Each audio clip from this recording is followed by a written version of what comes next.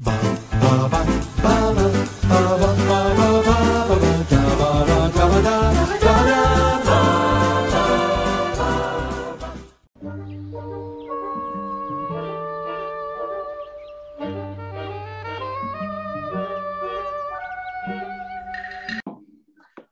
I'm Thomas Carruthers. I'm Will Leggetter. And it's been 4 months. It's been 4 months. For our humble listeners, it's been a day, a week or whatever, but it's been 4 months, Will. And we've got a couple of emergency podcasts lined up for my time at home, as well as recording, plenty ahead to keep our schedule overflowing. And one of these emergency podcasts, the most emergency of all emergency podcasts, is, of course, Inside Number 9 Series 7. And so, as we did with Inside Number 9 Series 6, and yeah, Series 6, you weren't on for 5, were you? 5 was Stakeout and Deadline. That was just me and you. We've invited back Harry Reeves. Harry Reeves, how are you? I'm very well, thank you. Good. So, yes, I've been traveling the world, blah, blah, blah. And so I saw Merrily, Merrily, and I saw Mr. King. And, little did I know at the time, but that was a blessing in disguise, because I then traveled the world. And I said to Will, don't tell me anything. I eventually got too curious and said to Will, give me a 5-worder. And he said that Nine Lives Cat was the worst episode yet. Kidnap was fine. Random Act of Kindness is might be in his new top 10, and that Wise Owl was very dark and very good. I disagree with some of these statements, but overall, I have to say this was yet another pretty uneven season for me. Will, I mean, this is 3 in a row now. I've 5. I think if Deadline, if we didn't class Deadline as Series 5, which is not some weird me and you rule, that's how they class it. It's on the DVD. It's a special, blah, blah, blah. On iPlayer, it's Series 6. Well, I don't agree with that. Deadline, Series 5. We go by physical media. So our bottom rank for Series 5 were Thinking Out Loud, which is an episode that has a lot of good in it still, actually. Misdirection, which I don't agree with. Actually, Thinking Out Loud is better than Misdirection. Anyway. No, this is not true. Yeah, it is. Thank you, Harry. Death Be Not Proud, which is a really, really great Psychoville special, just feels so weird. And for you, Will, who's still almost like there was an X in it or something that you don't want to see, or that there's some bizarre reason you vehemently decided to never watch Psychoville. But then Love's Great Adventure, Referees a Wanker, Deadline, Stakeout. I think it's become for me, it's currently become a thing of, unlike Series 4, where all 6 are great, and Series 3, all 6 are great. Series 2, 5 out of 6 are great. And Series 1, let's say 5 out of 6, but even the harrowing's pretty great. It has now become a sort of sifting system, shall we call it, where each series you get 3 classics and 3 confusing overshoot. Will, what did you think of this season overall? I thought it had a very strong start. I was excited because after the season before, I was like, oh, come on, they need to get back on track. And the first 2 episodes, I was, oh, they're back. They are. And then something happened, and they managed to save it at the end. But yeah, I'm sorry if you can. There's a lot of screaming children. Are you picking that up on your end? Well, I'm not picking it up, and I'm pretty sure, Will, you've just admitted that you're schizophrenic, because I can't hear a thing. All right, good. Harry, what about you overall? I think it's getting better, is how I feel. After 5 and 6, I'm kind of like, the only one, I mean, we'll get into it, but the only one I really didn't like was Nine Lives Cat. I thought the others were all above average, personally. Yes.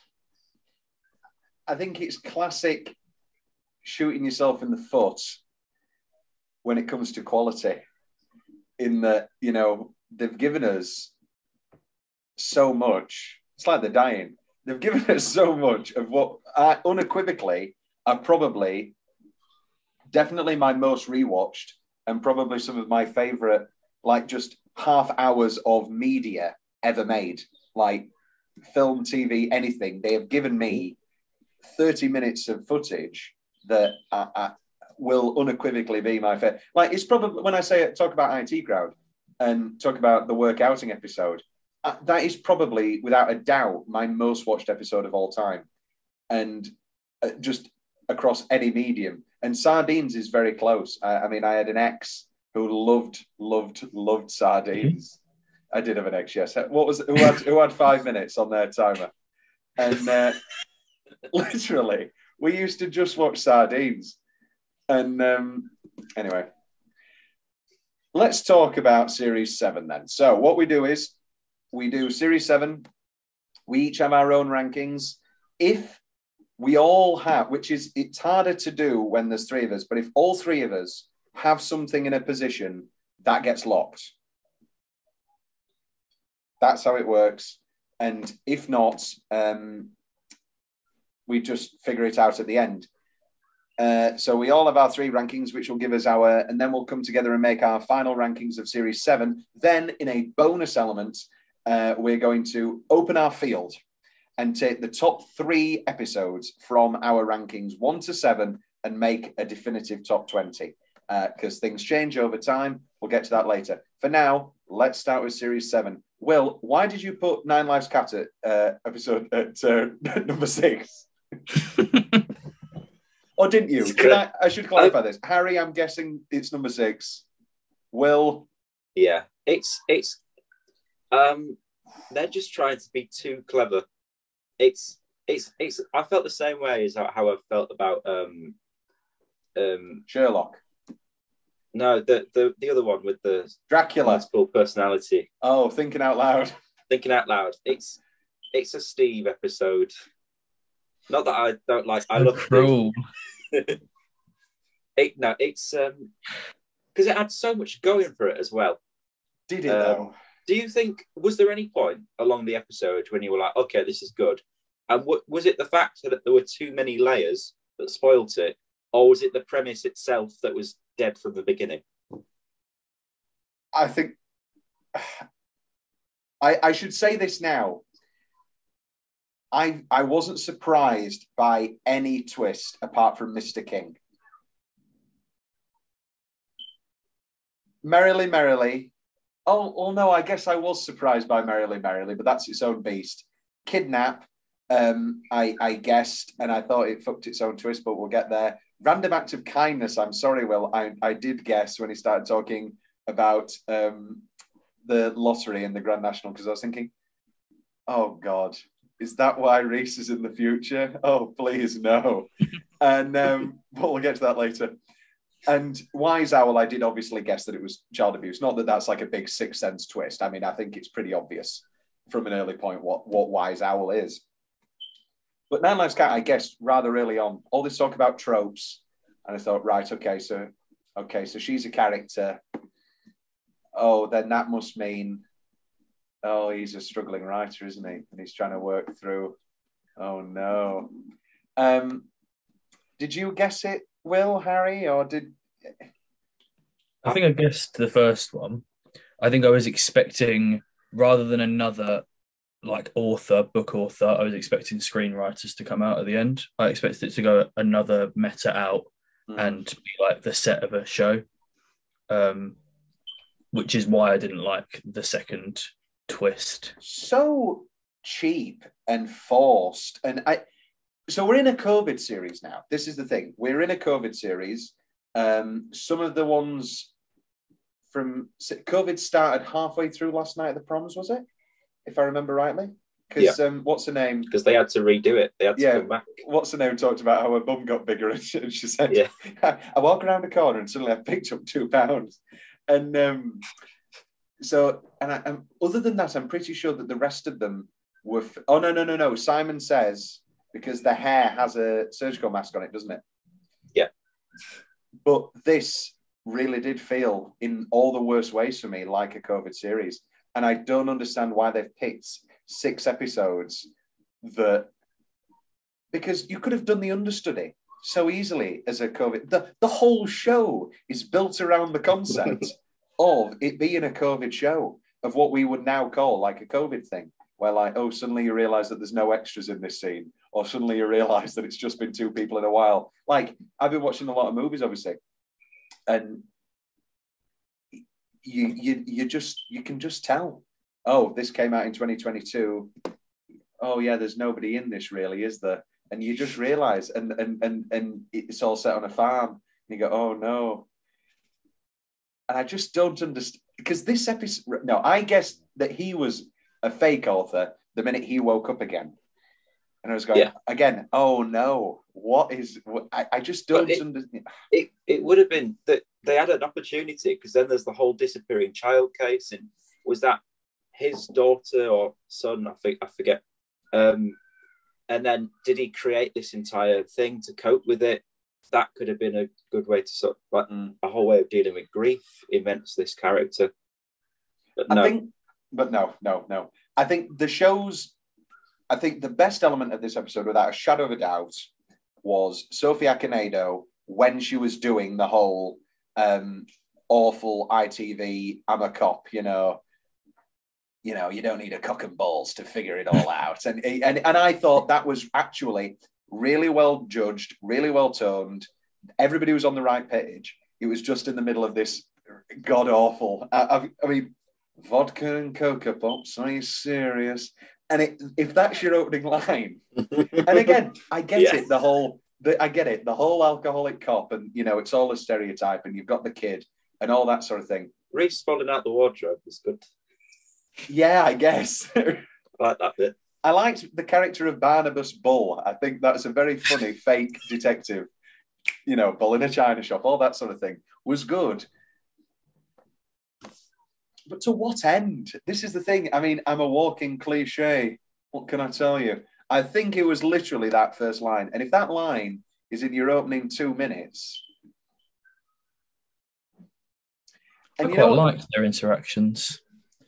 Yeah. On the rewatch, I liked I know what you mean. It was like, obviously forced the cliches down your throat, but some of the like more subtle interactions between the writer and the character, I thought were quite interesting in terms of like how an author comes up with their character.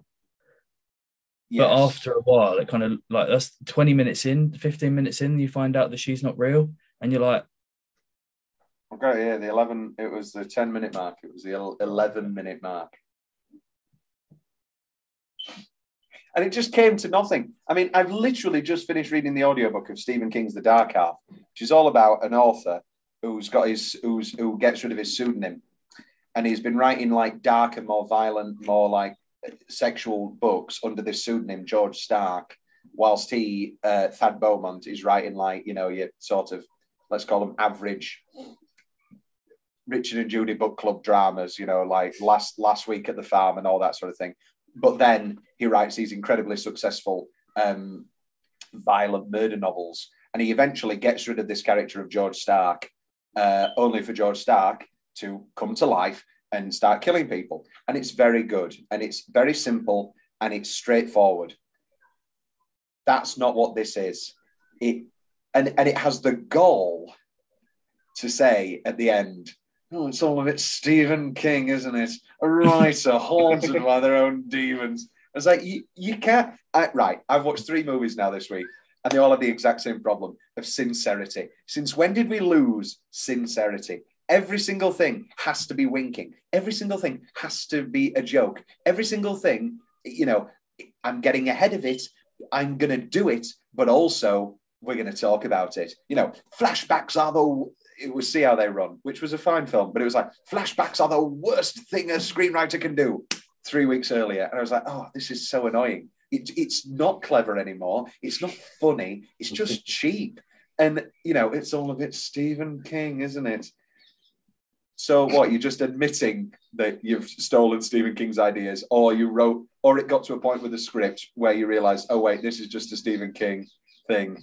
Oh, was it one of Reese's comments he left? Oh, I've got this script here, Reese. And this is just a bit. Yeah. Oh yeah, saying it. Staying in. You know what's been a troublesome experience for me, and not just being single with all my friends in significant couples. What's been a troublesome experience for me is listening to the BBC Sounds Inside Number 9 podcast, because I don't. They're very passionate about it. They're very, very passionate about it, and I think they think it's really great, and it's really scary, and it's frightening, and it's unnerving. I don't want to go into these episodes with you guys,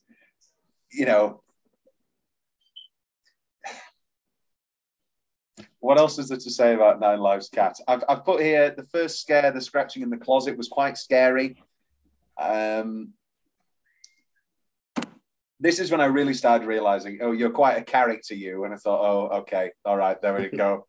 And then, we have a love-hate relationship. All right, okay, there we go. And I didn't even like the house. I felt uncomfortable. It felt cheap, didn't it? And the wall. Yeah. I didn't like what's her name's performance where she goes, "Where's my son?" But again, is that over the top? Is that intentionally over the top? But it's too early on in the episode. Matilda Gordon. Let's talk about Matilda Gordon, who may go down as one of the worst characters I've ever seen. Can I have a selfie? Not really the time. That initial interaction, then the whole concept of her being the author as well. I didn't think it was going to be her, but I was like, oh no, he's going to be an author. He's going to be a character too. It's just also cheap, and it was also played out. And as much as I did enjoy the Sophia Canedo, doing the tropes thing, and ripping into those sorts of ITV dramas and all that sort of thing, it was not that the whole way through. Why not if you want to do a sort of parody of these things, why not just do a parody or do something? Well, no, actually, they did this excellently last series with Hurry Up and Wait. Hurry Up and Wait is this brilliant combination of over-the-top ITV melodrama about a real-life crime, whilst also having the real darkness at the heart of it. Sure, the final twist is a little Tales of Unexpected. I still think it kind of works, it's creepy. But that was such a really good dynamic of talking about these ITV cop dramas in a way, also looking at the realistic. This was just overblown. I was going back to Hurry Up and Wait today, and I realised I like it a lot more with age. It's growing on me. It's great. Well, we can talk about it later, of course. But yes, Matilda Gordon. It feels, what I've put here? It feels like somebody doing their number 9. It feels like a YouTube fan fiction. That's what it feels like. The return of Sophie's child is actually scary, I've put here. Yeah, it was a bit. It just feels like a horribly rushed COVID project and a overly convoluted script. It's my number 6 very firmly. Harry? Yeah. Agree. Yeah. I don't really have anything to say that you haven't said. Yeah. Well, anything else to talk about? Ready? Yeah. Put it in the trash. Very, very, very Is it worse than Wuthering Heist? So, I'm going to say, right, so these are our... Because they're both winking, aren't they? They're both very, very meta. These are our bottom ranked episodes. Harrowing, which is fine. Seance Time, which has a great opening 10 minutes and then fails. Diddle Diddle Dumpling, very solid episode, but that's series 3, where that's an all-around, probably unequivocally now, their best series. Series 4, Once Removed, very, very solid. Thinking Out Loud, Wuthering Heist, and this. I can't stand Wuthering Heist. in any way, shape, or form. Wuthering Heist is better than this because Wuthering Heist succeeds at what it does. Wuthering Heist is better than this. Yeah, I obviously agree, but when Will said at the start, when you said that Will said that this was the worst episode, I actually was like, that's an exaggeration. But if those are your worst episodes, then I agree with Will. Why? What do you think should be there? What do you mean? What do you think should be there? I'm saying that this is the worst. Oh, yeah.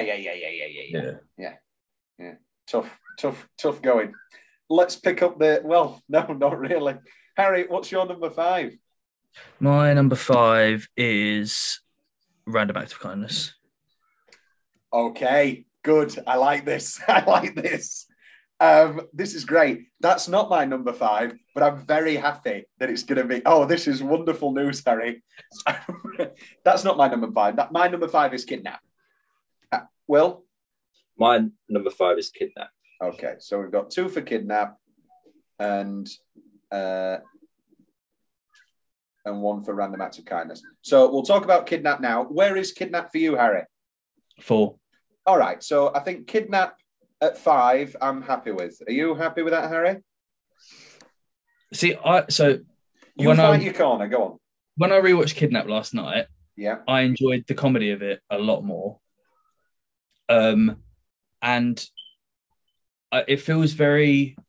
We're just talking about parody. I feel like it does the parody of the like crimey, but like silly crimey. But this wasn't it. This one isn't a parody. Do you not think? No, I think this is supposed to be a real serious thing that just so happens to have the Oceans element of actually what you've been watching the whole time isn't the right thing, and they're pulling the strings and all that sort of thing. And you've got the comedy of Reese as broker being thrown into that. But right. I think the whole Jason Isaacs and Danny Mays fight is supposed to be really scary. And I've put here, what did I put here? There was a bit that really worked. Oh yeah, actually scary and unsettling robbery. I think when we first meet Daisy Haggard tied up and all that sort of thing, I think Danny Mays does a really good job, and I think he's really actually frightening. Did you come at it from the element of thinking it was like a Line of Duty parody? Yeah, because I don't know if this is. I don't think I did the first time, but I watched it with my parents when I rewatched it, and my mum was just like killing herself laughing the whole way through it. And they're the like target audience of things like Line of Duty, in my opinion. Yeah. So like all of the like washing intro, editing, crossing over, felt like what I don't know. Some intro, Daniel May's lines as well, I felt were like, this is actually, if this was real, this is how stupid this would be. Yeah. Well, what were you talking about the intro? I really like the intro, like the editing of it, like with the weeing gag. The weeing gag's great. I think it sets up a promise of an episode that we don't actually get. I think it sets up this split screen episode that they just don't follow through with. There's no need for it to be split screen at points. Yeah. There should be interaction between the two. Like he places a bottle there, and then that I think it should be a bit more. They should have more fun with split screen, because what they're saying is, two stories are happening at different locations. That's why it's split screen. Yeah. Right. Okay. Kidnap. I think it's just I can hear those screaming kids now, Will. You're not mad. They're getting out. They're getting out. What's the Steve Martin joke? I took a kid to go watch Saw and they screamed the whole way through. Sure, it wasn't mine. But the Brian De Palma. Brian De Palma split screen. I've obviously been watching tons, obviously. I've been watching loads and loads of Brian De Palma. And every time split screen is used, it's for effect. And this has been clearly branded and clearly written as the split screen episode. They've chosen an action tension thing with a few locations to make it work better. And I just think it's a waste. And I think the opening is excellent. And then it just drops the ball. This is Daisy Haggard, who they've worked with before from Psychoville. She's very good in Psychoville. She was very good in a play called Consent. and she's good here. I just think at the core of it, you've got two major issues. I just don't believe the twist. How close? He's literally about to cut her ear off, and we're supposed to believe that in the space of 5 seconds, she says something that turns him around, and they become teammates. It's unbelievable, and I don't like it. And I thought it was a complete waste of Jason Isaacs. And I thought that it was a complete waste of Jason Isaacs to such an extent that I thought it was a very obvious blood packet. I thought, oh, they've done a fake blood packet. He's coming back. He's coming back.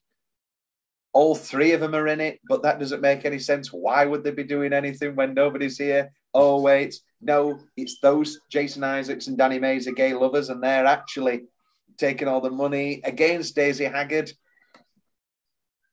But no, we're just supposed to believe this incredibly unbelievable twist.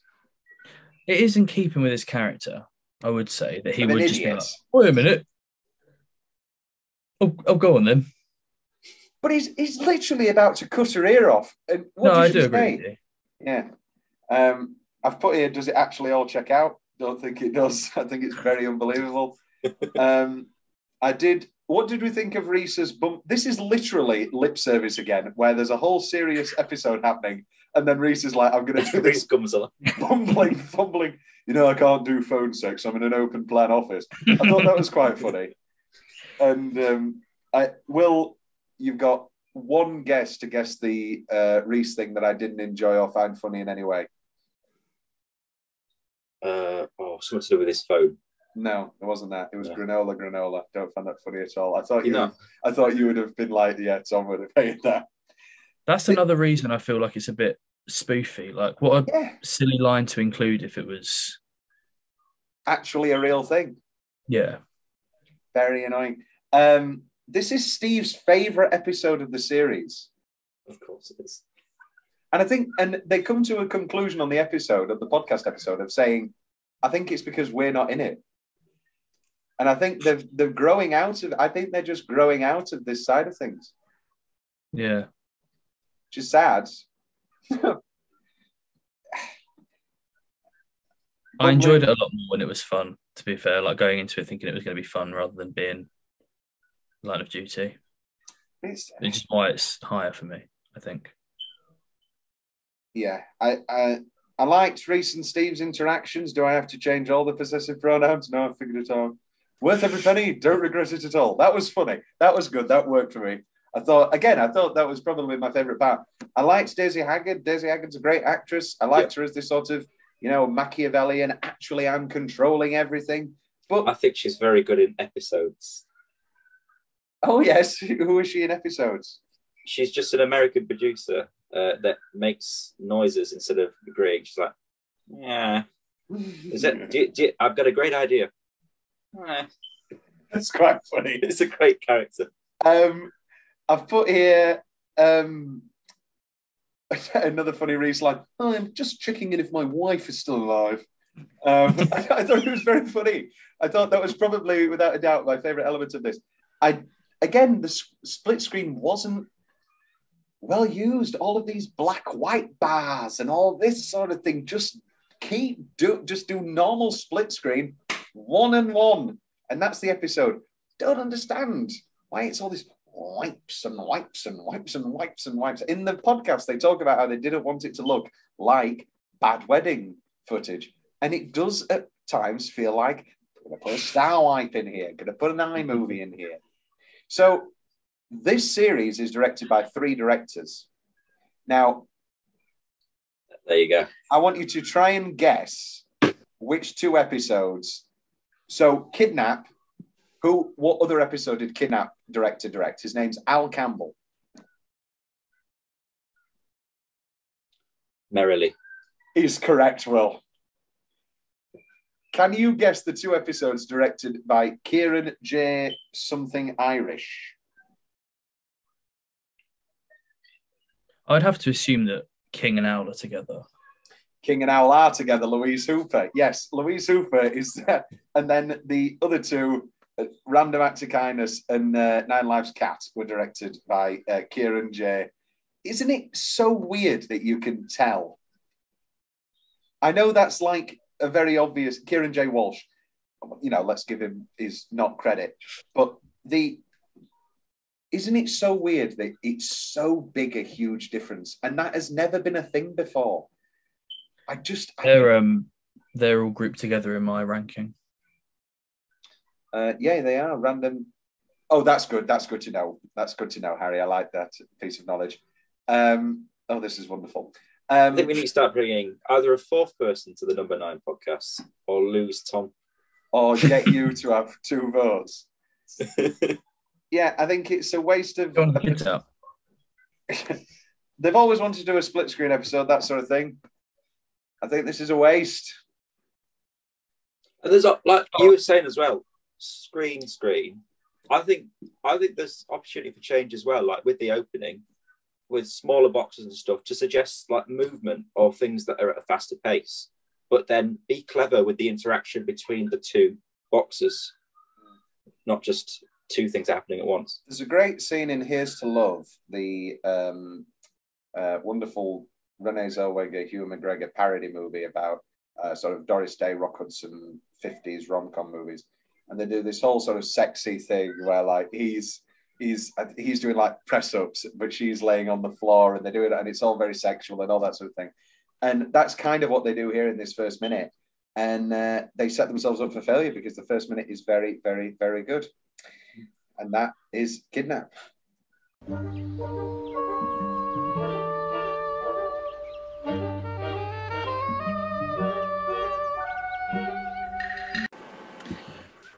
We're back. Glimpse behind the curtain, folks. After 3 years of recording without paying a goddamn dime to Zoom.com, it's suddenly now wanting to cut me off.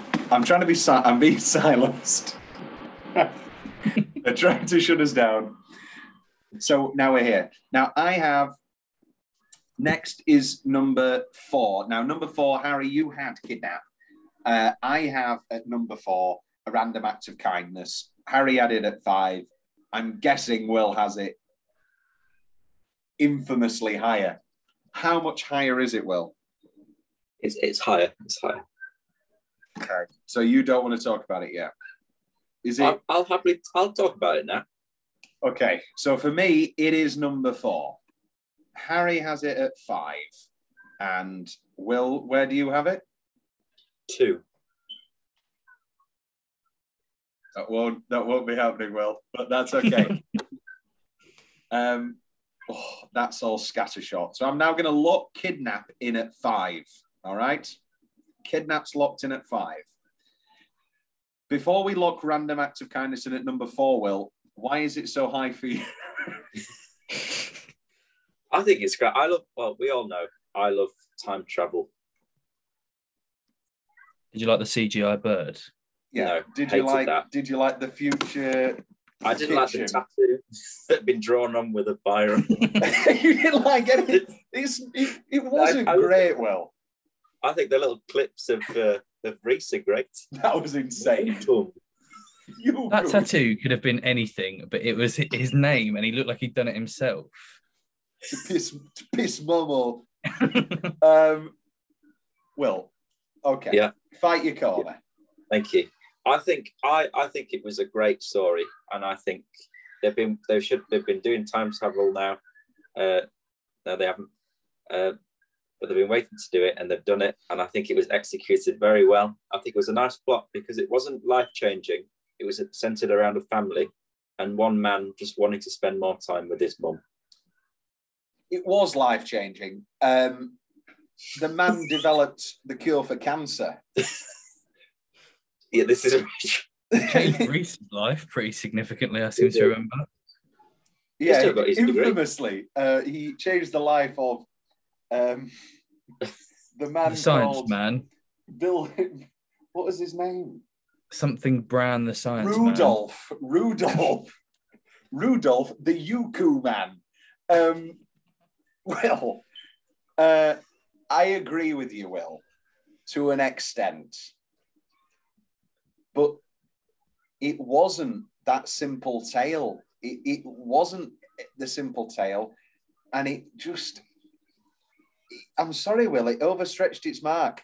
All we hear about is that they shoot these in 5 days and that they're on a comedy budget. We've seen them stretch that in so many wonderful ways with Private View, even with Devil of Christmas, even with How Do You Plead. We've seen them make that budget feel like it's so much more. This felt for me like one of the first times where the budget outseeded the grasp, and the future looked shit. I think it didn't keep it a simple tale, and they spent all the money on the animator for Wise Owl. A good choice. The animation in Wise Owl's great. It's great. It is phenomenal. These are a few things. I really liked Jessica Hines. Yes. She was a wonderful Northern mother, and it was great. And I really enjoyed the first 15 minutes or 20 minutes or so of this time traveler coming back and using it, as you say, not to change the world, just to make it so that he can have a bit more time with his mum. And I would have been perfectly fine with, I guess you'd call it a saccharine or an overly melodramatic or an overly soppy tale of that being the half hour and it being really touching and it being really sad. But it wasn't that. It chose to be that. And then he shoots himself, which I liked. I thought, oh, that's fucked up. That's dark. Mm. But that's not what it was. It then did the exact same thing, which I didn't like in Merrily Merrily, which we'll get to later, is random argument that comes out of absolutely nowhere. I got a FaceTime from Reese with a ponytail. This is a real line of dialogue. I'd received a video. I just emailed myself from a version of myself before I was erased. I don't even like the science of that as well. How does he do that then? Doesn't make any sense. It's not a reality anymore. Yeah. Why wasn't it just a simple? What does he do? Does he have to kill Steve to stop him from going back and changing things? Is that what he does? I thought no, it was just revenge at the end. Say change it back. I've come to change it back. I want my back. That's back. And then this bullshit attempt at an Inception ending of is Steve's feet gonna walk back into frame? Cut to black. That was horrible. But he doesn't want her to drink the wine because he knows it'll make her ill. Take this cup away from me. Sorry. Is it the wine making her ill? I don't think it's the wine. No, I think the wine is just her coping mechanism because she's a miserable single mother who's been divorced. Her son's an arsehole. Yeah. Maybe we're just three good boys, but like even in my worst arguments with my family, I think it's because he's a dickhead for like no reason. He's not just like, I think he can just turn it on like a dime. He's just like, oh, your fucking clicks again. Why does he care? Why does he care so much? One thing I did notice the second time round on the watch, after listening to the podcast, was the clicks are much more noticeably the Newton's cradle sounds rather than actual clicks. Yeah, it's too clever for its own good, and it doesn't actually work. The show, this episode is at its best when it's a simple tale of a family with this stranger coming in. And sure, if you want to do the sci-fi twist, sure. Just lean into it, make it simple. He's come back to say, don't go to Singapore. And then maybe have the kids say, but you could have like done so much with this time travel. You could have stopped 9/11. You could have done all these things. And we go, no, that would have done too much. She was just my mum. She was just, what's that from? Oh, don't tell me. She's just my mum. She was just my mum. Oh, go on, give me a clue. It's Billy Elliot. Oh, yes, it is Billy Elliot. But it's nice. They could have done Love's Great Adventure with time travel. I think that's what they tried to do. Let's cut the beef, bro. I think you've got an actress who can pull that off.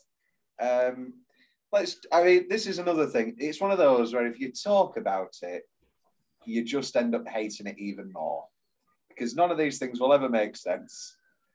I think it's one of the worst knocking over of a teacups I've ever seen in my entire life. Poor Jessica. Let's talk about, one of the most annoying things I've seen, double N, if possible, double S. What the fuck was that, Will? I'm sorry. I like it's that. A mild form of OCD. Mild? I guess it's a mild form of OCD. Mild?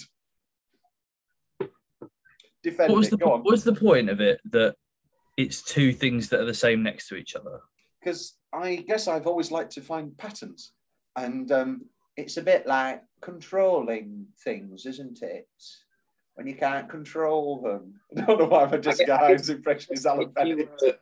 What was the line she says? Then you'll have double G and T and you'd be drunk all day. And be drunk all day. That was good. I don't know how she pulled egg batterer out, though. That's unbelievable. What if you were an egg batterer? I thought at first, so when he's first introduced to this house, it's somewhat off. And when he sat doing the homework with him, they share glances. And I thought it was going to be like a grooming story. I thought it was going to be quite dark. That's definitely what you're meant to think. But then that's completely lost on the rewatch and it's not interesting anymore. And it's just weird. And I guess, and Why are you because looking you at think, stuff like that?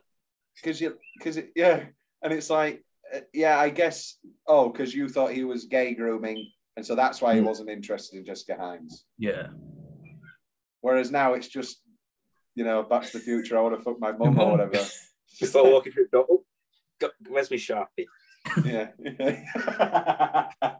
Well, this is the thing. You. Do you want me to really annoy you? Because I think this will annoy you. Please do. This was the original twist they considered.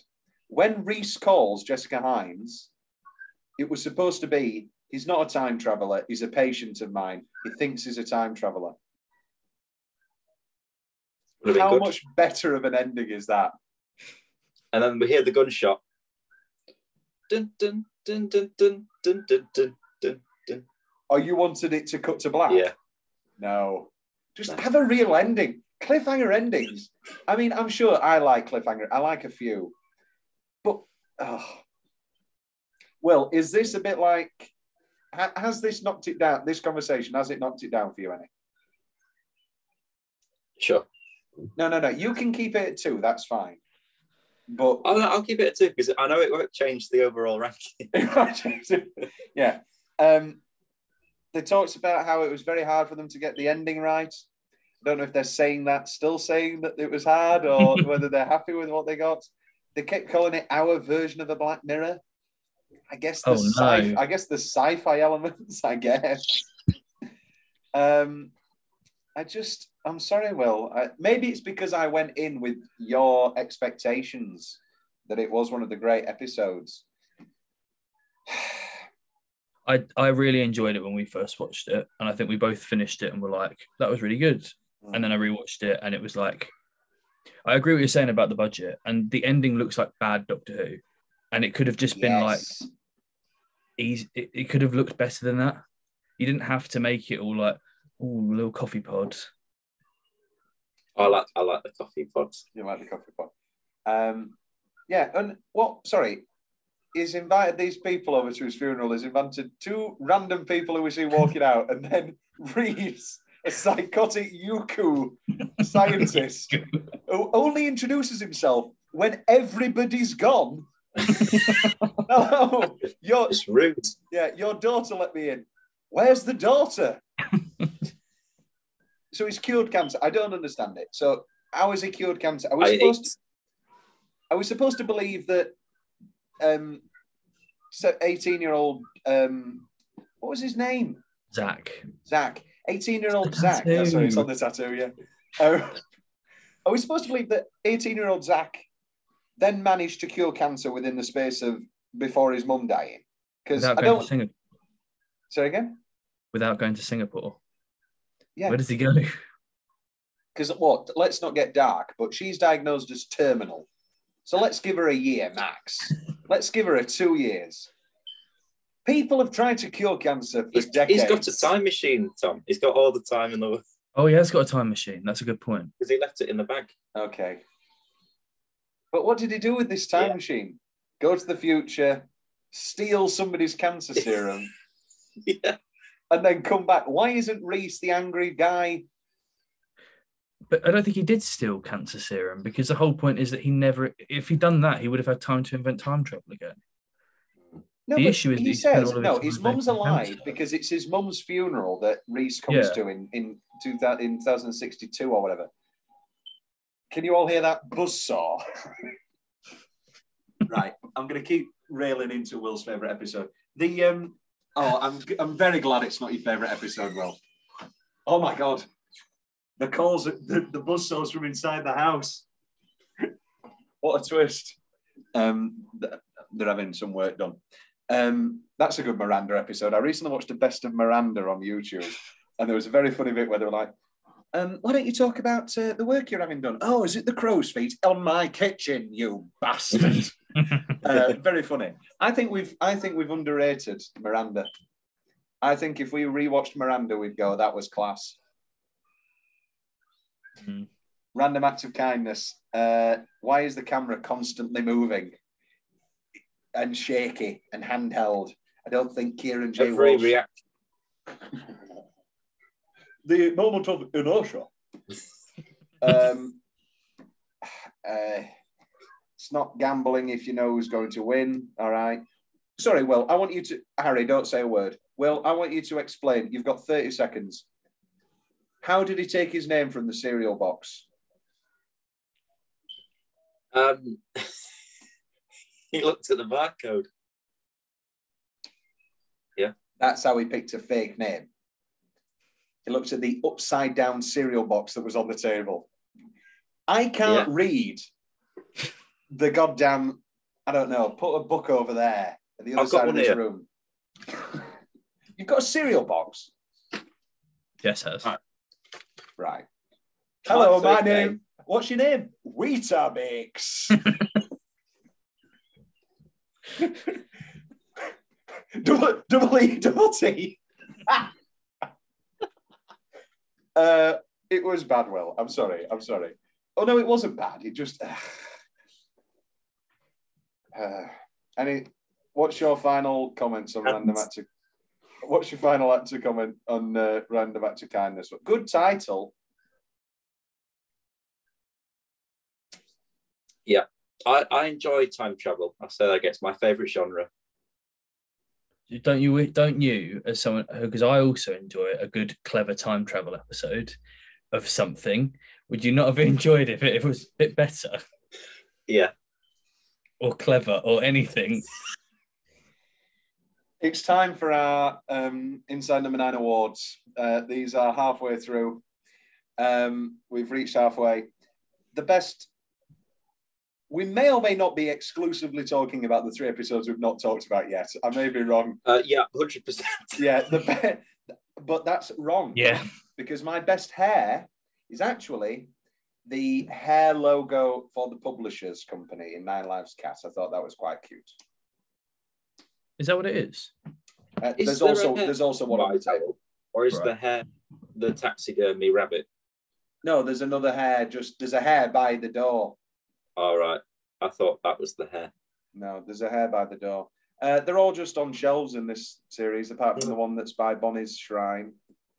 I've actually put best hair hook hairs because they were all just in on the side. Yeah, they were just all on the side. Best ensemble, I've gone Mr. King. I think those kids. I think the kids were great. Will famously hates children, and so why they were locked in the cupboard. I thought they were all great kids, and I loved, of course, Siobhan Redmond. Yep. Is that Margaret Slitheen? Was she the Slytherin? Oh my God, of course she is. Sorry, there was a lot of Doctor Who. I mean, obviously, anyone that's a British actor is going to be in Doctor Who, and then we'll probably end up on this. But like a lot of big Doctor Who characters showed up. Annette Badland. Night Terrors, Daniel Mays. Daisy Haggard is in the James Corden episodes. Yes. Sophie Akinoda is Liz 10 in Beast Below. Oh, This is great. Jessica Hines, Human Nature, Yeah. Family Blood. Yeah. Oh, good episodes. Should we do a side project where everybody comes with their favourite Doctor Who episode? 1 minute. Let's just do our project. Talk about Doctor Who. I love Doctor Who. Well, this is the thing. When we rewatched Voyage of the Damned for Christmas, that's just one of the best hour and 10 minutes I've ever seen. It's just phenomenal. There is nothing bad about it. It's sad. It's beautiful. It's brilliant. I'm very fond of Max Capricorn. I got it wrong, didn't I? I thought it was you're fired. What did she say? I resign. What did she say? I always forget. Anyway, Annette Badland, yeah. I'm putting my foot down. What she should have said. She should not have said. I've got here best ensemble. Oh, yeah. Will, what was your nomination for best ensemble? I said Merrily. Okay. Best guest. Oh, sorry. Harry, best ensemble? Merrily. Yep, good choice. I'll give you Merrily. Best guest. 3, 2, 1. Mark Gates. Yes, Callum. Oh, Harry. I couldn't decide. I put Ron Cook and Diane Morgan. Okay, yeah, excellent choices. Best setting, I've put either the school or the Wise Owl Creepy House. They're all houses. Like, I mean, apart from the school and the pedalo, annoyed me when I was like writing all of these down on the rewatch. I was like, just do something a bit better than that. Yeah, I think Classroom 9 has got to win. All right, I'll give you that. Best Steve, I've gone Mr. King. Same. Yeah. Yeah. And best Reese, I've obviously gone Wise Owl. I've ggot Mr. King as well. It's just Jerry. It is just Jerry, and it is just Martin Freeman. What's his name? Mr. Maddens. Mr. Maddens, my spirit animal. Oh God! I look forward to watching Nativity again this year. Just again to realise how much I am Mr. Maddens. There are nominations for the middle. So next up is right. So are we? Will. All right. Let's give it some time.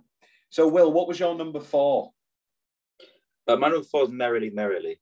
Okay. I've got Merrily, Merrily at. I believe I've got it at 3. Yeah, I've got it at 3. I too have it at 3. Okay, so Merrily, Merrily.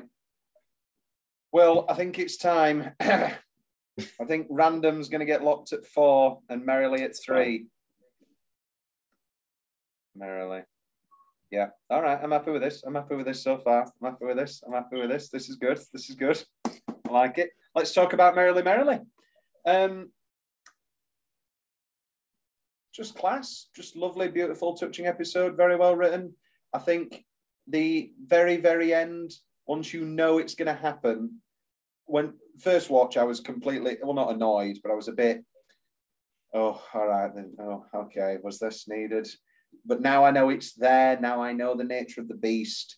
It makes rewatches very fun and very great and not disappointing. As you say, probably the best ensemble. I just wanted to give a shout out to the kids and Annette Badland. A beautiful, touching episode. Great dialogue. Everybody's great in it. Really touching, really sweet. And I'm very happy with it at 3. Moving on, episode number 2. Will, what a series opener. I think, it was incredible. It was nice to see Mark with them again. Let's talk about this. Is it a waste of Mark? He's great in it and he's wonderful. And the character of Callum is marvellous. But the Mark episode should have been either an episode where he's the only character in the entire thing, or where it's just Stephen Reese, and then in the last minute he comes in and goes, "Hello, it's time for tea." So, I don't know. All right. I think it feels weird because Diane Morgan's there. She's excellent in it. Yeah. No, I don't think it's a waste of Mark, but yes, I well, even on the podcast, Steve quotes Mark saying, "I don't want to do that one. I want to do the last one ever." I think that's the way we always saw it, because I think they've shot themselves in the foot now twice with things that would feel like a good finale. No, I think the last one ever should be just the two of them. Okay. Because we've always said that Tempting Fate would have been the perfect final episode, because it's very hard, the hair, and it's very hard to do a final on an anthology that feels satisfying. So we then said that the Mark episode would have possibly felt satisfying, and or the hair episode. But I think, Bernie Clifton's would have been very... Anyway, that's what I thought, If you're... so let's... But yeah, I think it was excellent. The conversation was great, the dialogue. I think the only downside for me was I think it lost its pacing when they stopped, and it was just those 5 minutes of Reese lying on the island. And you're like, come on, we're waiting for something to happen now. And then it sort of fizzled out, and he dies, and he moves to the other side. And we get the reveal of his dyslexia, which was played out like... I mean, obviously dyslexia is a serious thing for many people, but it was played out like he'd got a terminal illness. I mean, it was like his big cancer monologue. I thought, what is this?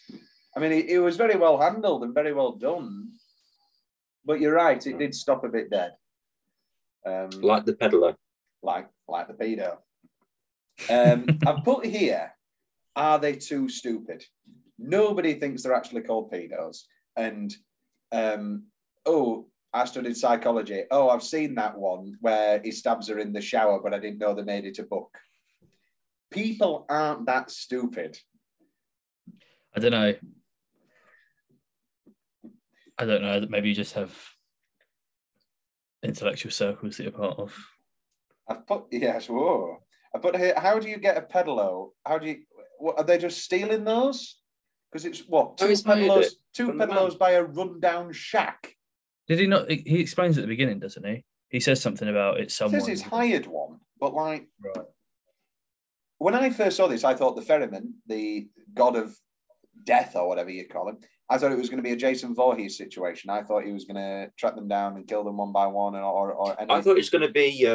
Did you ever watch Stag? Yes, very good. I thought it was going to do Stag. Stag was great. What's Stag? Very, very good. Matthew Bainton. No, not Matthew Bainton. It's Jim Howarth, is it? Yeah. Camp counselor from Ghosts. And it's him. And who was he getting married to? And others. Reese is in it, obviously. Reese is there. Reese.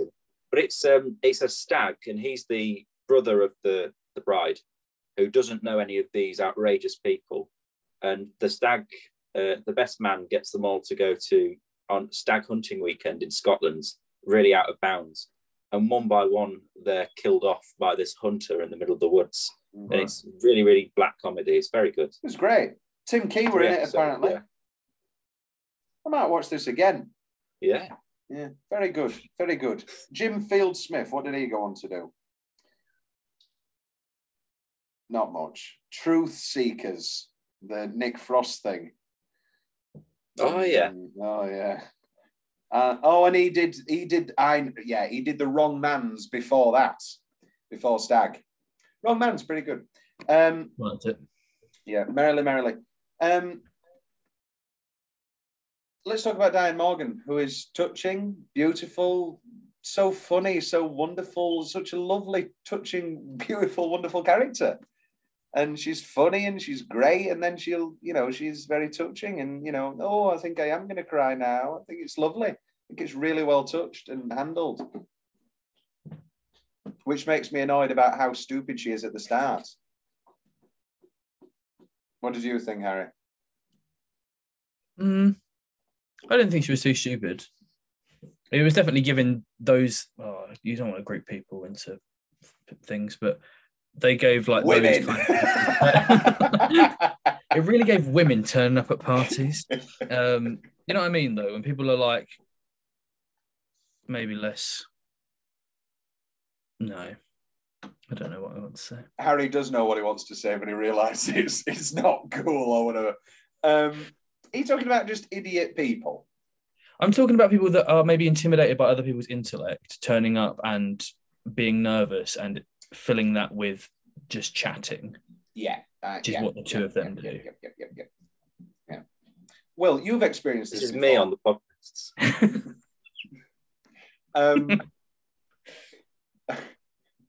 Will, what was your reaction to The Ferryman when you first watched it? Loved it. You always loved it. I think it needed a supernatural twist, actually. Mm-hmm. Yeah. Very, very much a fan of the. I didn't like her. We do see her at the end? No, we don't see her. They were gonna see her, and then they cut it. Is the story though just a bit shit? I know it's one for characters and one for narrative. Yeah. He takes them out on a pedalo, dives into the water, lights a load of fireworks, dies of hypothermia.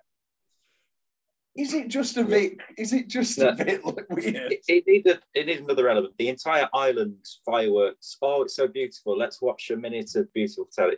I didn't like any of that. There should have been another stake, or someone turns up on another pedalo, and it's his arch nemesis from uni. Oh, what are you doing here? I love when Will pitches. I'm starting to understand why you liked Random Act of Kindness now. Yeah. The famous story is when we were doing Misery, and Will's pitch was for her to have a monologue about why she hates the rain. She says, there's a great line in Misery where she goes, I hate the rain, it gives me the blues. And Will said, I want her to be like, that's when it was raining when my dad died. I want it, like, instead of just the natural seasonal depression of rain, it has to be, no, my dad died in the rain. Let's talk, I weirdly went Scottish there, so let's talk about our Scot. It was just delightful, our paths have crossed, Have you been in Five Guys? Oh, at least. Just absolutely just brilliant. My favourite part, maybe the whole series, was and then you flip the page and there's a picture of a boy, and then on the other side it says, boy. He goes, have I told you about it already? No, carry on. Absolutely dry as all hell. Wonderful. I thought it was very solid. Thought it was a very solid opening episode. Again, in another touching moment, I like her. Just on my dime. Very nice, very sweet, very well judged. Very nice episode. Is it suicide? That's another thing that's not really clear, is it? It like he purposely he doesn't get himself help. He's like, I think it is. Yeah. Natural. Because obviously he talks about, life being hard without you. I just don't think the argument works at the end, and I think it undermines an episode with a rather touching episode end. And this whole, we're going to fall off the pedalo. Do you think the ferryman works as a twist, or do you think along all the documents they find, like, all his search histories, research into like mythology and stuff, and he's been wanting to do this? Or again, that again is one of a terrible Will pitch. # terrible Will pitch. It looks in the what? Instead of finding in the bag. Oh, flashes to ashes. And a book about Greek mythology. And a Chris de Burgh album. Don't pay the ferryman. It's starting to rain. It gives me the blues. Obviously, me and Will starred in a Thomas Carruthers short film called Baby Bodies in Bed, where Will delivered the line, "Body's dead." So that has affected this episode for me unequivocally, because I can't listen to anybody say "Body's dead." Have you seen Baby Bodies in Bed, Harry? No. Oh, Harry, it's absolute class. It is unlisted. You can tell. So these are things from the podcast. Reese was absolutely furious because they've always envisioned the pedalo as 4 seats, all looking forward, 2 at the front, and they couldn't find one. The studio couldn't find one. They said that they don't exist. And Reese was getting very angry. It was very funny. It was filmed on a flooded quarry. So it was shallow when it was shallow, but in the middle, it was 200 feet deep. And obviously, of course, you know, the guys are real uni friends. So yeah, Matt Gatiss Will is our spirit animal, it turns out, because do you want to know the two names he said for people he'd like in future Inside Number Nines? Ian McKellen. Ian McKellen, yeah, that's yours. And then Yeah. and then he picked one for me. I don't know. Your clue is everything's coming of sunshine and Santa Claus. Oh, Imelda. Imelda, yes. With limited wings. Annette Bening. I need advice from you like I need a dick in my ass. Kate Blanchett. Do you want to fuck me, Barbara? Get it on the soundboard. Get it on the soundboard. What's on this? So that's on the soundboard. Kate Blanchett from Notes on a Scandal saying, "You want to fuck me, Barbara?" Judi Dench from Notes on a Scandal saying, "Pizza disagrees with me." What else? Any of the Talking Heads? What's my most quoted Talking Heads thing, Will? Oh, and then I dropped the biscuit down the back of the sill. That's your favourite episode. It's not mine. That is my favourite. I think your Arctic Monkeys impression should be on. Oh, that's pretty good. Supersonic rock and roll flying from outer space to Milton Keynes with my friends from the Strokes. Reese and Steve in a supersonic pedalo. So American. Well, so is he. He's ended up City of Steel, Sheffield. Sorry, Harry. City of Steel. We cannot say for public reasons. When does this come out? This will come out long before, but me, Will, and Harry, we're on eggheads. And we can't reveal anything, but we will say that the concept of steel is something that will haunt Harry for a long time. Yes, indeed. So let's just get it out of the way now. Will, what's your number 3? My number 3 is Wise Owl. Good. My number 2 is Wise Owl. Harry, please. My number 2 is Wise Owl. Thank you. And that gives us a triple king hat trick. Wonderful.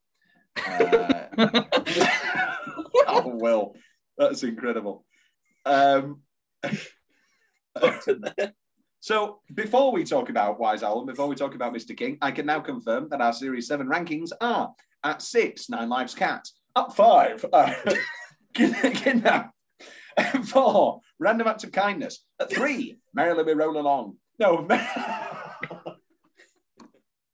Merrily. Number 2, Wise Owl, rest in peace.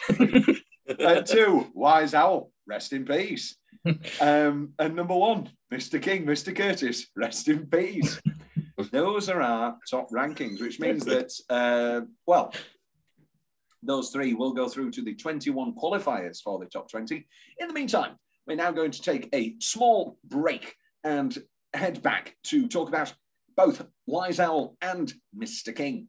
It's been a pleasure having you, and we'll see you in just a few moments. So we've got 2 episodes left, and then we've got to rank 20 episodes. Oh my, how exciting. Wise Owl. Let's talk about Wise Owl. Definitely the darkest episode. Deals with its subject matter, I think, with a... It deals with its subject, because we've had child abuse before, but this is the first time where it's not been a cheap twist. Sardines, it's a bit of the twist. This isn't really that. This is a character study of somebody who's been abused, the whole, 70s scandals and all that sort of thing.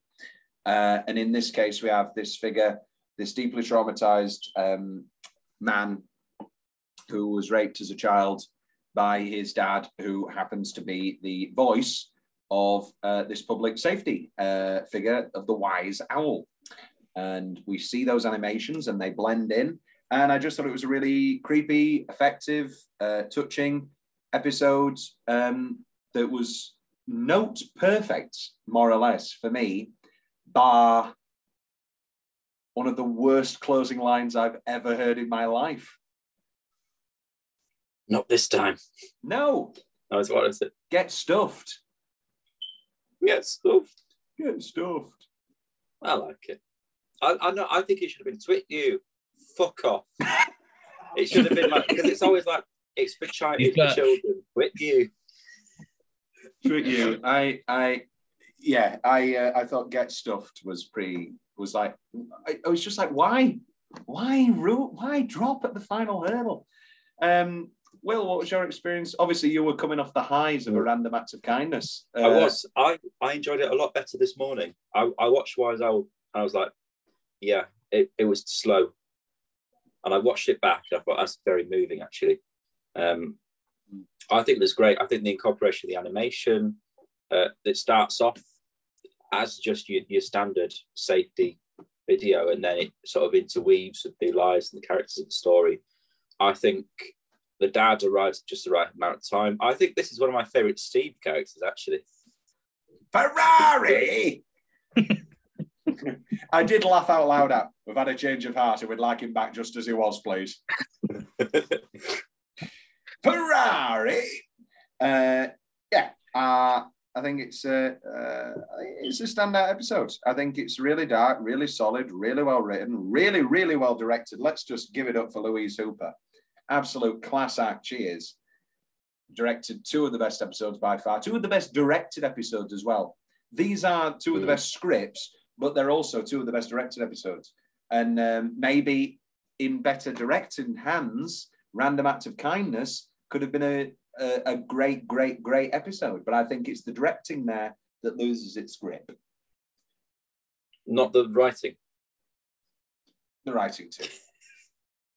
I'm happy with it being in at 4, which means that it'll never be talked about again.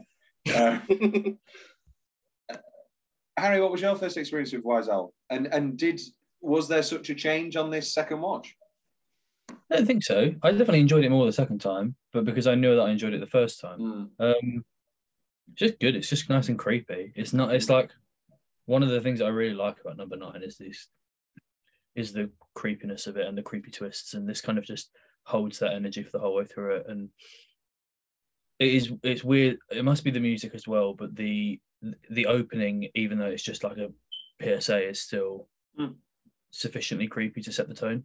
Well, it's playing on that thing of when, like they go around Twitter every month or so of like, watch this video, how were we not traumatized as children and all that sort of thing, where you actually look at a few of these, like Wurzel Gummidge even, how terrifying is he? And you look at these masks or these animations and they are terrifying because they were made so cheaply and all that sort of thing. I think it's really good animation, but also believable for what it is animation. This whole believable as the 70s PSA. And also really great conceit of the wise owl and don't be a twit you. Obviously very terrifying as it gets new context, but just really believable and good as a PSA. Don't know about this Edna Mode haircut, or as they refer to it as Olivier's Richard III. He looks like Vector from Despicable Me. Yeah. With the orange jumpsuit. Here's a question. Would this have been better with Jason Segel in the role? No. Yeah, I know that. The whole Pet Cemetery concept of death comes up really early on. Like, the whole, obviously, Stephen King's Pet Cemetery. Bit Stephen King, isn't it? But the whole concept of we don't actually want to show them death yet. From a very early stage, we have the concept of kids being shown things that they shouldn't see very early on, brought to us in another context. It's so refreshing to talk about an episode of quality, don't you find? There's just no qualms about this episode. It's just a perfect episode and it's really great.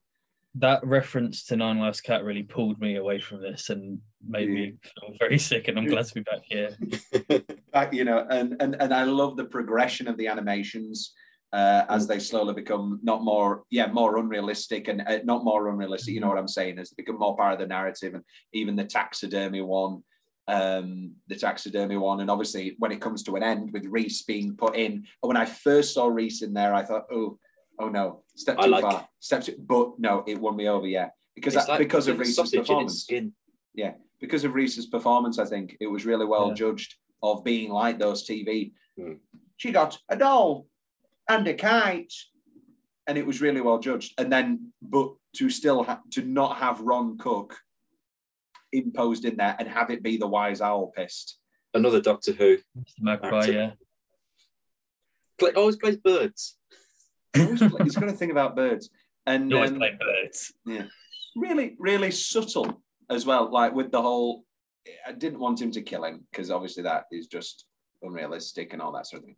But just quite subtle of the pillow, stabbing the pillow, and then the feathers being on him for that final scene. Yeah. Very nice and very subtle, I thought, and I thought it worked really well. And even then, the final modulation of the voice, subtle. You know that word I keep saying, subtle, and that's what separates this from so many of the other episodes, unfortunately. And the slow trickling in of the reality and the wise owl animation of the balloon in the mirror, very, very good. They were very open on the podcast about saying, you know, it possibly came from the concept of, you know, will you do an animated one? Will you do an animated one? And I think it gripes them a little. And they also had a message from the BBC basically saying, have you considered doing more COVID-friendly episodes and all that sort of thing? And obviously there's nothing more friendly than animation. They talked about how they didn't really ever consider doing the dark ending of the landlord. They literally just say the landlord of Roald Dahl, you know, very obvious perhaps to stuff the dad in the end and all that sort of thing. But they don't do that. They want a realistic character study, and that's great, and it pays off, and it's wonderful. And the elements of the taxidermy are just a nice, not cute, but a nice weird little detail, making it good. And I just think it was a really great, perfect episode, I dare say. Yeah, there we go. Perfect episode. Will, any final thoughts on Wise Owl? No, not really. Any thoughts, Harry, on Wise Owl? I like the really creepy owl head. Absolutely terrifying. Stop motion turning. Yeah. Really good. I think it's one of those typical things of, it's probably one of the better episodes, but will be low on the top 20 because you're never going to throw Wise Owl on, are you? Hey, Mum, watch this. Yeah. Don't watch Wise Owl. Whereas an episode with undoubted rewatchability, with The Bill, yes. I'm excited to see what happens to the Bill. It's not even on the top 10 at the minute, is it? It's not even on the top 10 because it was at number 3, and we had our rule. Which is the reason we're doing this. We're even talking about Series 7. The Mr. King. Here we go. Absolute class. They did Wicker Man, Tom. They did Wicker Man. I love Wicker Man. They love Wicker Man. I didn't guess it was Wicker Man. That's a lie. When I started seeing the folk stuff and the Harvest Festival, I did think about Wicker Man. I pushed it to the back of my mind, but that's fine. Even if I did guess it the first time, now on rewatches, I know what it is. Funny, dark, the kids are all great, brilliant. It has the terrifying Wicker Man ending of a man accepting knowing he's going to die. I've always said that the Wicker Man is the scariest ending of all time because there is nothing more frightening than seeing somebody know they're going to die. And this has it. There are obvious issues with, the gluing of the mouth. We know this is a very obvious thing to knock it down. Well, not knock it down points, but it is annoying. I don't know why they just didn't leave him talking for 3 more minutes or whatever, and then have Steve come in and say, oh, you haven't glued his mouth yet, and then have Steve, a big burly man, do the gluing of the mouth together. I don't know why they had these two these two tiny ginger kids. Yeah, you little shit. But I thought the gluing they have had lots of practice, yes. They're all, right, let's talk about this then. So, but again, another negative thing, I guess I just want to get it out of the way. It does feel like a COVID production. I said this to Will, didn't I? We hear the sounds. Because there's no one walking down the corridors. We hear the sounds of the other classes repeatedly. Are all the other classes also sacrifices? Obviously not. But like, we don't see any of the other teachers who are in on it. I mean, obviously that's something for more of a long... Dying for a staff room scene. Yes. And or even a staff room scene without Reese in it, and people talking to Steve going, how's that new teacher doing? Oh, I think he'll fit nicely. Hey, under the tree. Fit in nicely or something like that. You know, I think but that's the negatives. We've got the negatives out of the way. It is horribly a COVID production, which is very annoying. That's just the end of that. Sorry. Let's talk about Tom and Jerry. Let's talk about the idea of this is the first time they considered actually bringing a character back, because he's basically just the character of Jerry.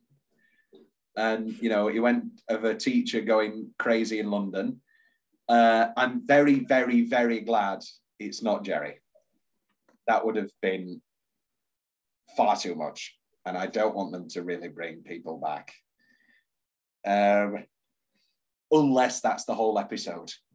Unless it is just a sequel episode. If this was the Wicker Man episode that just so happened to have Jerry in, I would be annoyed. The last scene where he's got the mask on and one of the kids goes, Sir, who's that? Oh, that's Mick.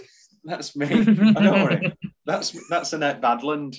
That's the Slytherin. She's not real. Now we only accept cash or body shop vouchers. Yeah. Oh, I've got some here. Cash.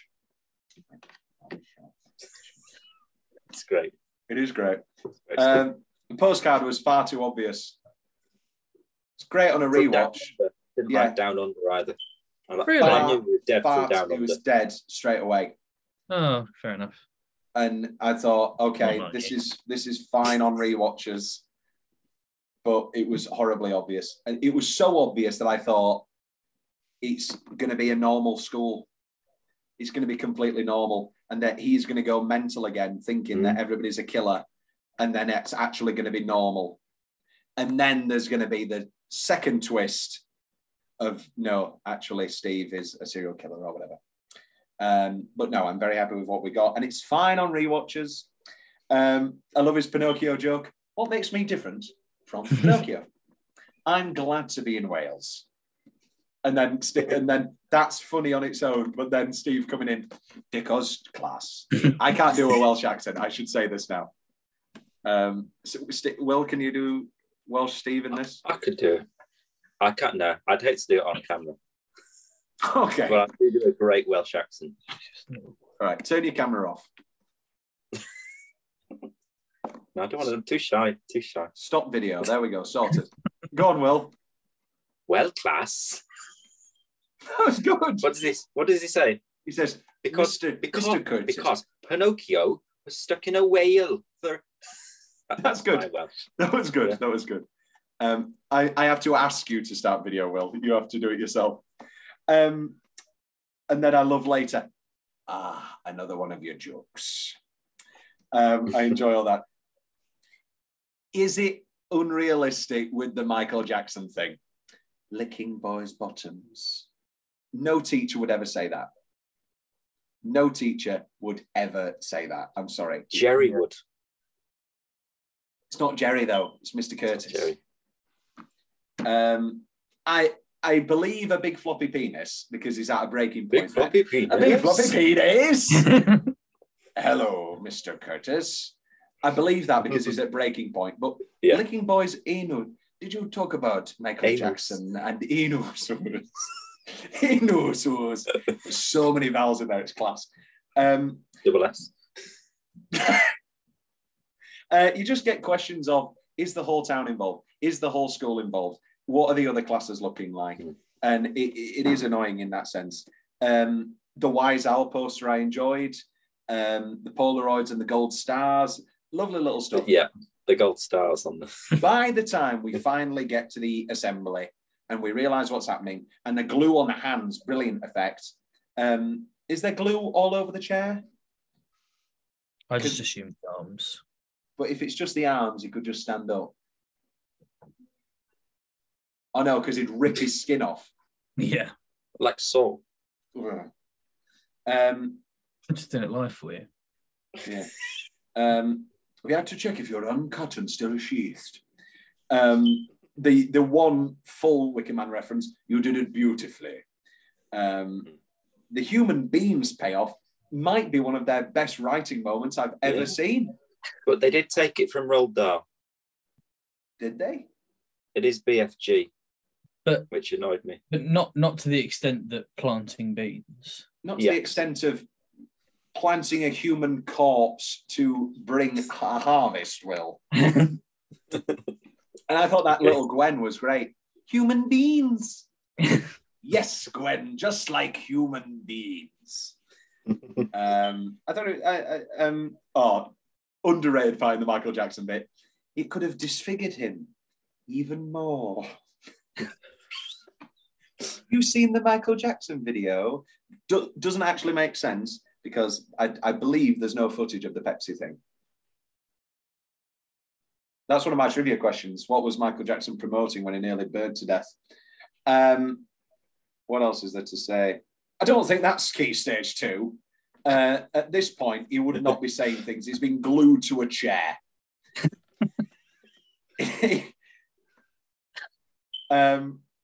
They wrote it a long time ago. They wrote it for Series 6. I wonder if there was other classes involved. I don't know. Robin Hardy, obviously the director of Wicker Man, Mr. Hardy. Do you like the Wicker Man, Harry? Never seen it. Right. That's why the twist worked for you. Will, at what point did you realise it was going to be a Wicker Man? Because when they kept talking about the Harvest Festival, I was thinking, oh, okay. Did you literally not realise until the assembly? It must have been the assembly, yeah. Wicker Man's great, Harry. Still watch it. Yeah. Louise Hooper, they're thanking Louise Hooper on the podcast and they say, I think this episode will go down as one of the classics. I agree. Child protection laws, obviously, they can't record anything in the same shot. So when he says, big floppy penis, he's saying it to an empty class and all that sort of thing. And like the Michael Jackson and Inusus is, Kerry's not actually there. And there's a fake script that the kids read and all that sort of thing. The original death was for him to have his eyes glued and then his nose glued as well. And he was going to literally hold and have him just suffocate, which I think would have been very frightening and very good. But you would have lost the whole parade and the Wicker Man and taking him out and all that sort of thing. They cut a line of him saying he was, of Annette Badland going, oh, I liked him. He was always down to earth. If you're going to keep down under, just keep down to earth, mate. Let's talk about Annette Badland. This is a new latex. Lift and separate. Have you seen Man Down, Tom? Oh, Greg Davis. With Davis, yeah. No. Okay. It's a pretty similar character, I would say. Is it? Oh, it's Will. Yeah. There's Will seen it. Yeah. He's like the housekeeper for his parents' house. Right. But Greg Davies, sees to her. He does. In a very harrowing scene to watch of the two of them going at it. Oh, what's your favourite Greg Davies sex scene in Man Down? Mine's with the one who has a greengrocer fantasy. How much are your apples? It's a very strange program. I do need to rewatch it. How do you know? So wait, oh no, we're not ranking Inside Number 9 anymore, are we? We're ranking the Greg Davies sex scenes from. Right, okay then, ladies and gentlemen, it has come to Will, any final thoughts on Mr. King? Very good. Harry, any final thoughts on Mr. King? Yeah, I liked the production value of the mask. Very good masks. Compared to their kiddie masks. It was very good. Great episode. Just a great episode. We're now going to take a 5-minute break, folks, to make our new top 20 ranking of all time. These are taking the top 3 episodes from each series. So these are in the qualifiers. Sardines, A Quiet Night In, The Understudy, Cold Comfort, 12 Days of Christine, Nana's Party, Riddle of the Sphinx, Devil of Christmas, The Bill, Bernie Clifton's Dressing Room, To Have and to Hold, and the winner is The Stakeout, Deadline, Referee's a Wanker, Lip Service, Simon Says, Hurry Up and Wait, and now Mr. King, Wise Owl, and Merrily. One of these will be knocked out and the rest will be ranked to make our top 20. Our current top 10 is A Quiet Night In, The Riddle of the Sphinx, Deadline, To Have and to Hold, The Devil of Christmas, Cold Comfort, The Stakeout, 12 Days of Christine, Bernie Clifton's Dressing Room, and Sardines. Ladies and gentlemen, we will see you in 5 minutes. Here we go, ladies and gentlemen. So we each have our top 21 to make a final top 20. Now, I'm going to remove our normal rule of if it's shared, it gets locked in because it won't make any sense as things go on. I'm going to go...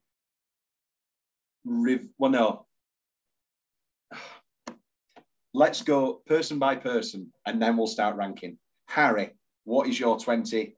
What is your 20 to 10? 20 to 10 backwards. 2019. Cool. Referee's a wanker.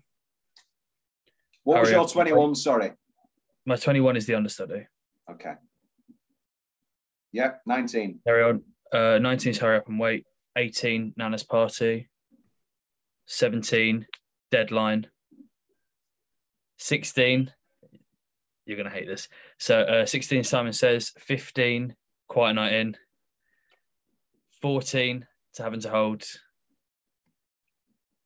13, and the winner is 12, Stakeout.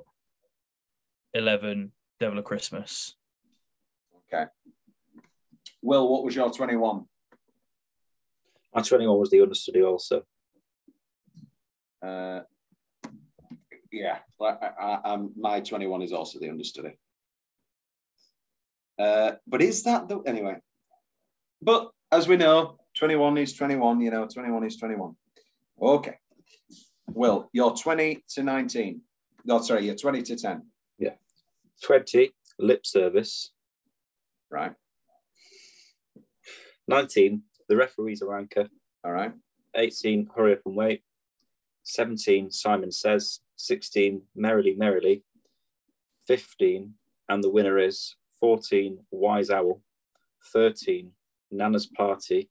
12, To Have and to Hold. 11, Deadline, and 10, The Stakeout. So Stakeout was 10, Deadline 11, and what was between Nana's and Deadline? To Have and to Hold. Okay, all right. My number 21 was also The Understudy. At 20, I put Simon Says. 19, Hurry Up and Wait. 18, A Quiet Night In. 17, The Referee's a Wanker. 16, Merrily. 15, Wise Owl. 14, Lip Service. 13, To Have and to Hold. 12, Riddle of the Sphinx. 11, and the winner is. And 10, Stakeout. So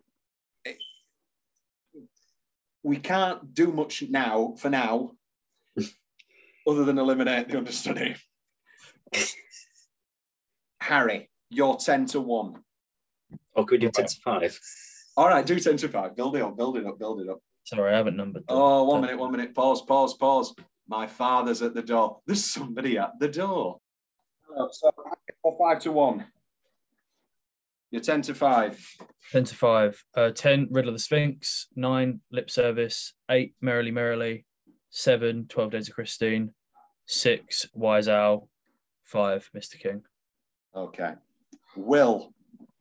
So, but 1, 2, 3, 4, 5, 6, 7, 8. It's a 10 Stakeout. 9, Devil of Christmas.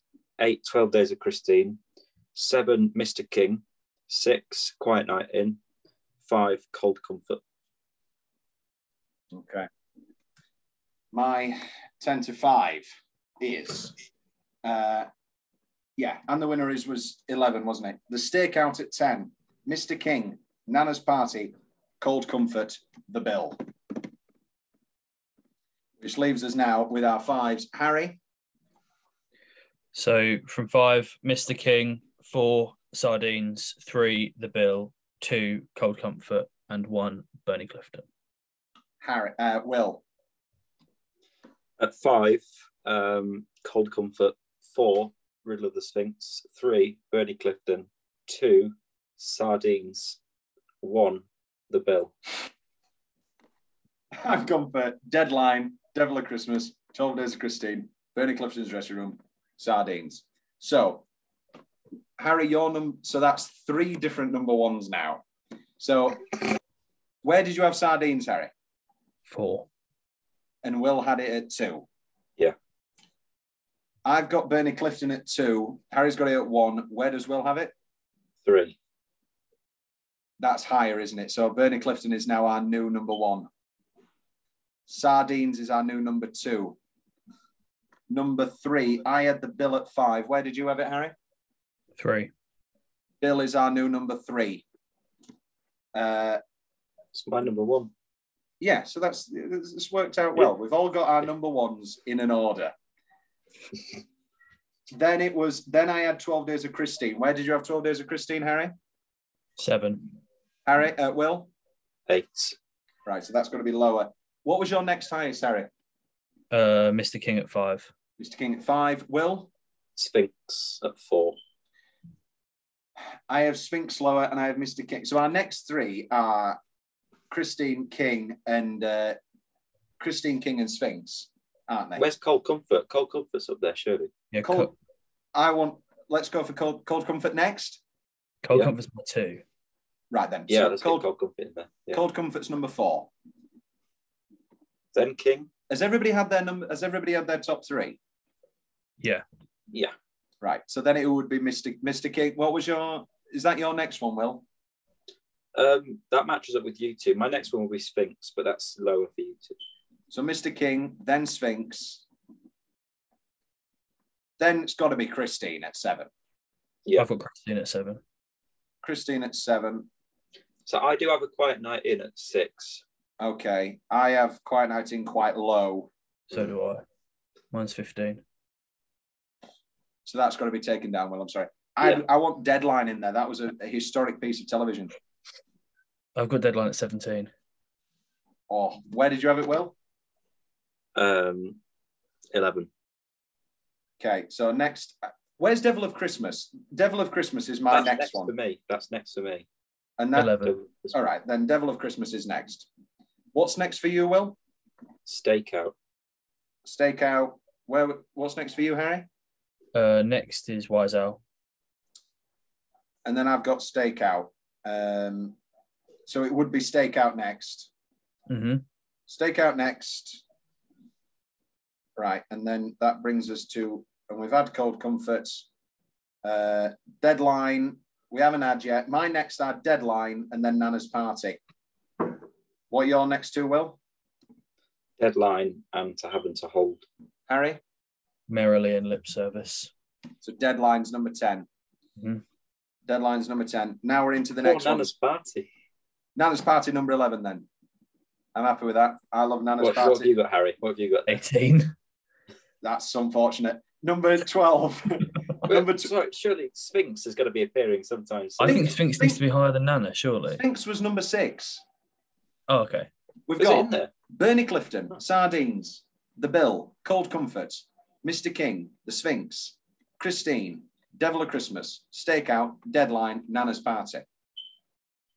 Okay. What are you not happy with? You want Quiet Night in at 12? I think to be fair to Harry, Nana's Party should be lower, even though I've got it also as high.